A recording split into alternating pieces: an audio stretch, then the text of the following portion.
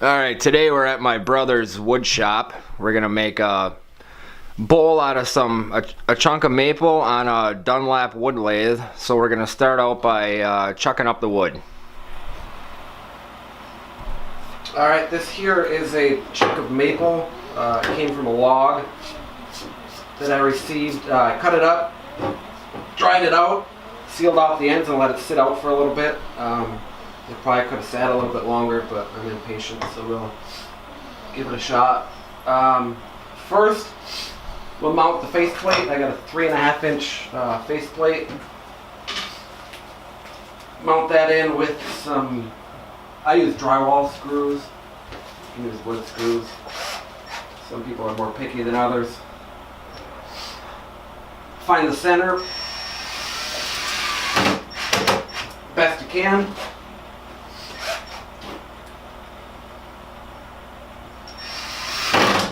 Can you compensate for that if you're off center? Is there a way to compensate for that, or do you gotta rechuck it? No, you can be way off center if you'd like. It'll just wobble more on the lathe, and then it'll be harder to get it to round. So if you're off, you can tell once you'll turn it on.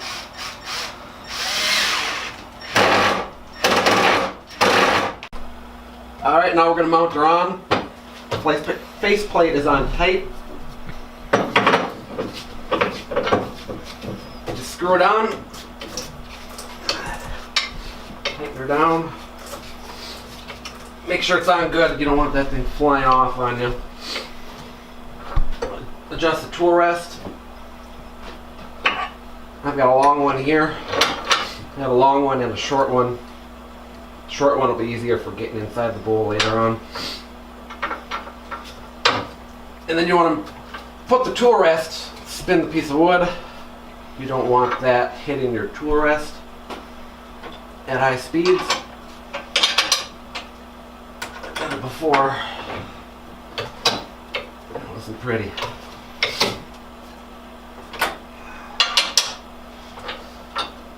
With an outer round piece of wood like that, it takes a while. You want to be close enough on certain parts, but you don't want the other part to hit the tool rest. So we'll put it here for now. We gotta stop and adjust that as you go quite a bit? Yes. As I take some of this down, I'll be moving it in so I can get closer. The idea is you want the tool rest as close as the piece of the wood as you can without it hitting the tool rest. Otherwise your tool will start wobbling. Got it. Alright, that looks good. And then I'll keep it on the lowest speed possible for now, because it might be out of round. And you never know what'll happen. Go. I always use a safety protection. I use a face shield. Put glasses on underneath, but with things flying at high speeds, either with the sawdust or I've had the chunk of wood go flying across the garage as well, you'll want safety on. So I wear a face mask. I'm going to start, see how it spins, see how it goes. I got a roughing gouge here. It's a little more aggressive, just to even it out a little, and we'll see what happens from there. It's a little cold in here. Sometimes I'm tempted to wear gloves because my hands are cold. Never wear gloves. Roll your sleeves up. If anything catches that, you're going to get sucked right in. I sometimes even take my ring off. We got it at the lowest speed. I'll fire it up and do a little work with my rough and gouge and see how she goes.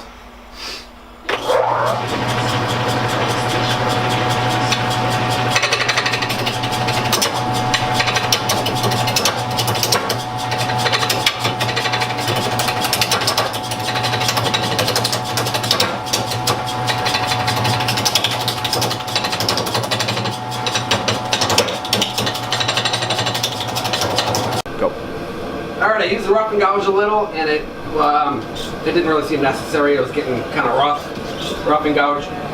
So I had a little bit of bark fly off and hit me in the face, so it's a good idea to peel that off before that happens.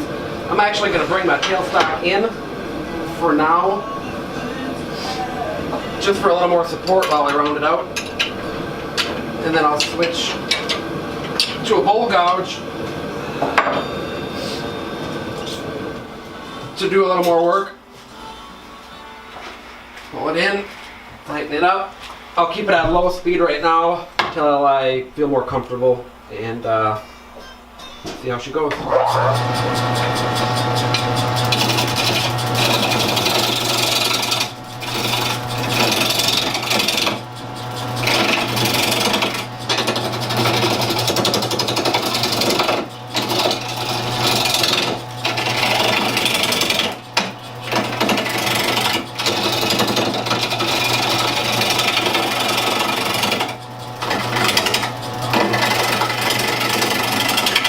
So this step of the material removal process, what exactly are you hoping to achieve with this? What's the purpose of this part? Right now we're just rounding it out, getting kind of a round shape, getting it round itself, because like I said, if you off-center a little bit, it's not going to be perfectly round.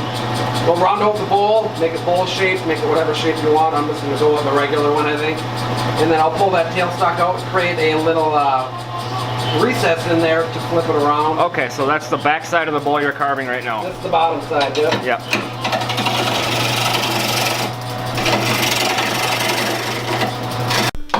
Now that we took a little more away, I decided to move the tool rest in a little more. You don't want the tool having too much overhang. You'll get too much wobble going on.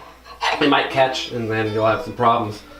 You set your tool rest right about at middle. I like to go just below the middle. And you want to ride that, they call the bevel of the tool. You start here and then you go up until it starts cutting. If you just go in, that tool's going to catch and it's going to go flying. So if you watch, I come in and then I lift it up slowly until it starts cutting.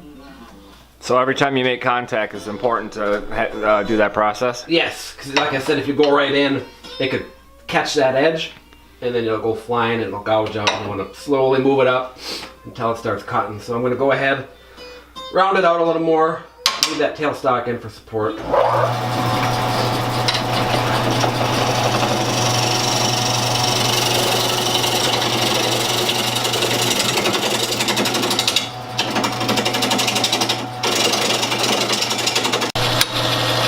Alright, I turned the speed up a little bit. That was more rounded out, not so rough. And works a little quicker. You can cut some more off at this speed.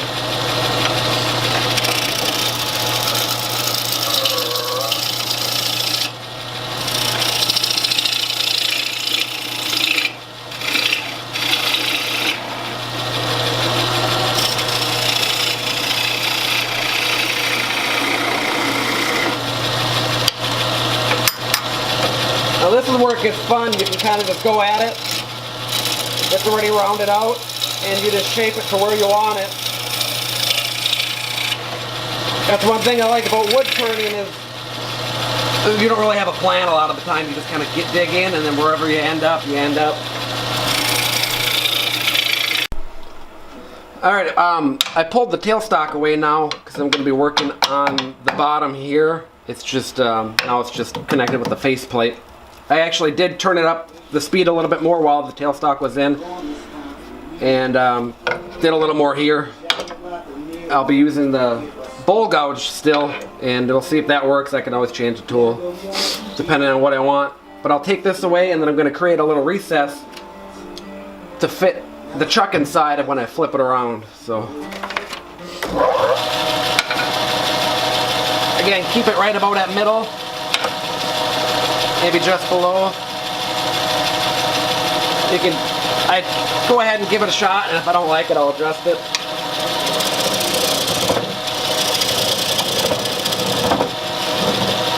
Take a light cut on the middle here.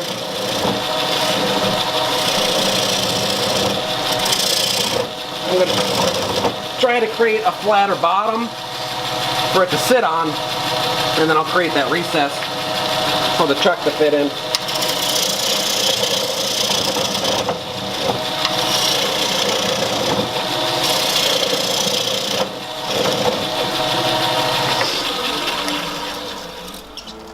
I've got it somewhat flat. I'll flatten it out a little bit more, and then I got two other tools here. This is a skew gouge, which is probably what I'm going to use, or this scraper here, to really get in and create the right shape to fit the chuck in.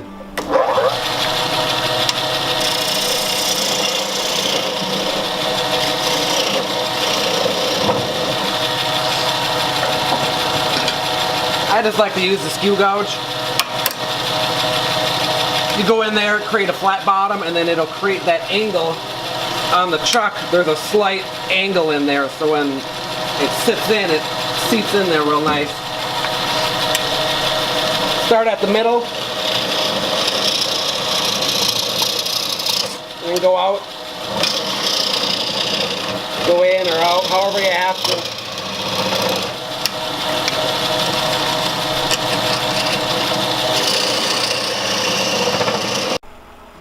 Alright, I use this skew gouge here to make the recess.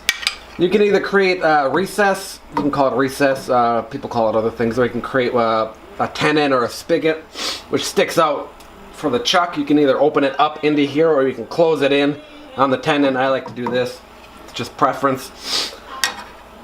Made an angle in there to fit into the chuck, made it deep enough. That's finished. Now I'm going to go ahead. It looks a little rough still. I just shaped it, and then I got a scraper. I got two scrapers here, a smaller one and a bigger one.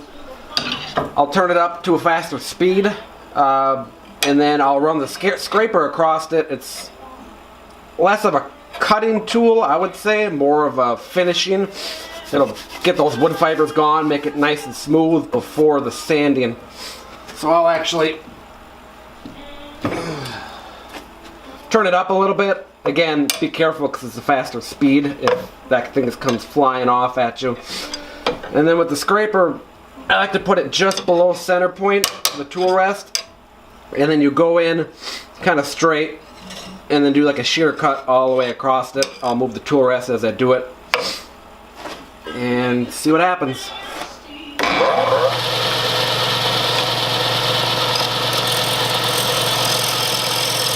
Nice and steady. You can grab the tool however you want, whatever feels comfortable.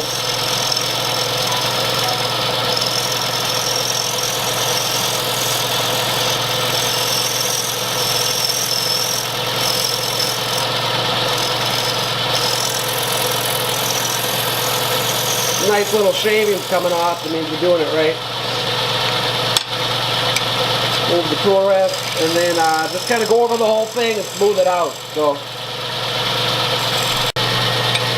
alright, I'm going to do my last cut here. You just want to do nice and easy, really sheer cut. You can shape with these too, you can cut the shapes with it, but I just use them to do a nice sheer cut at the end, get it ready for sanding. So,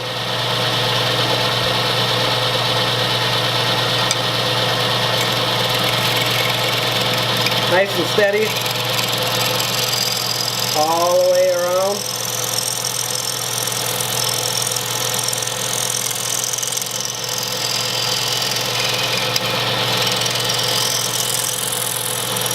You don't want to leave any gouges or anything, about as smooth as possible. Looks good for now, and then off to the sanding. Turn it down a little bit. Not at the lowest speed, but one just above is what I like to do. Take your tool rest out of the way so your arm doesn't get caught in it. I start at a 60 grit, heavy grit, and go all the way down to, or up to like a 320, I think, is make it nice and smooth. So I'll start with the 60 and then go up from there.